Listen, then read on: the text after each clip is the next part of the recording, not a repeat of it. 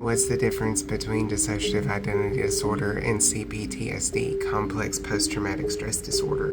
Hi, we're the Refuge System, an ADHD trans girl with dissociative identity disorder. It's me, Bandit. Let's chat. Okay, so this question comes from our DMs and then also a lot of comments. We get this or some flavor of this relatively often. So what is the difference between DID and CPTSD? Not a lot. So here in the West, we use the DSM, the Diagnostic and Statistical Manual of Mental Disorders, DSM. We're on the 5th edition with some revisions. And if you happen to have a copy and go looking through, you will find that CPTSD is not in there. But PTSD is, and PTSD in the DSM-5 has some subtypes. And we would like to point your attention towards the dissociative subtype. And this is where it gets super fun, because if you read up on the dissociative type of post-traumatic stress disorder, it reads exactly as what most people know CPTSD to be. Like it's almost 100% matchup. It's pretty intense. So what's the difference? Not much. We make a lot of our call-out videos where we're like, I'm not a system, I just can't decide on a profile picture because none of these selfies feel like me, right? So that's a, to some degree, common enough experience that we can catch people with that. But you want to know what one of the biggest indicators of a dissociative disorder leaning towards DID is? CPTSD. It is important to note that all humans can dissociate. That is a built-in feature of the brain. And it is also important to note that post-traumatic stress disorder comes with flashbacks. And those flashbacks come in a variety of flavors and usually are surrounded by or involve a bit of dissociation. But if you identify with CPTSD, that is an extremely strong indicator.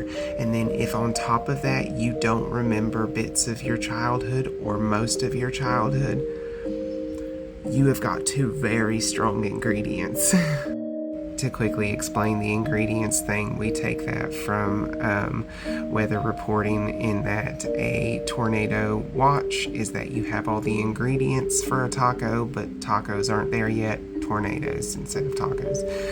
Tornado warning is when tacos are happening, right? So we use that same analogy for talking about DID stuff, and we'll tell people all the time, you've got a lot of ingredients here. Don't know if it's a warning status, but you got a lot. So why are those two things such strong indicators of a dissociative disorder? Because if you don't remember chunks or a lot of or most of your childhood, that's an indicator of amnesia. And amnesia is a part of the disorder. It is part of the diagnostic criteria. And then secondly, if you're identifying with CPTSD, that means you understand that you went through consecutive and persistent trauma at a young age. At a young age when you were developing. And you understand parts of that. Now you put those two together and it's like, oh wait. Dissociative identity disorder is a trauma response of the brain and body, of the nervous system. Remember, brains are born naturally with the ability to dissociate. And it becomes disorderly when the ego states that a child exists in, and okay. When a child is born, they exist in multiple ego states. If you've ever observed a child, you will notice this. They can go from happy to sad, excited to fearful in instance with seemingly no trigger in between. All children are born this way. Around the ages of 7 to at most about 13, typically, those ego states combine into one whole person.